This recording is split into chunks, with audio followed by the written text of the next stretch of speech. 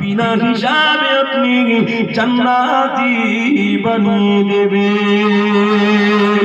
এ যুবক তরুণীরা, ও নবী পাকের প্রেমিকেরা, শোনো বাবা, আমার রাসূলুল্লাহ দ্বিতীয় কথা বলেছিল, বাবা সাহাবারা, আমি মুহাম্মদ রাসূলুল্লাহ জানিয়ে দিলাম, দ্বিতীয় দোয়া বেশি বেশি করে চাইবে। দ্বিতীয় কি দোয়া?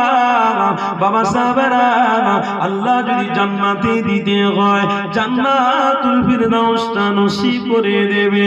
আমার নবী পাক যখন বলেছিল, আল্লাহ নবী সাহাবারা প্রশ্ন করেছিলেন, ইয়া রাসূলুল্লাহ, হাবিবাল্লাহ, জান্নাতুল ফিরদাউসটা আল্লাহ তৈরি করেছে, আল্লাহ তো সমস্ত জান্নাত তৈরি করেছে, জান্নাতুল ফিরদাউসের কথা আপনি কেন বলছেন? আপনি বলেন।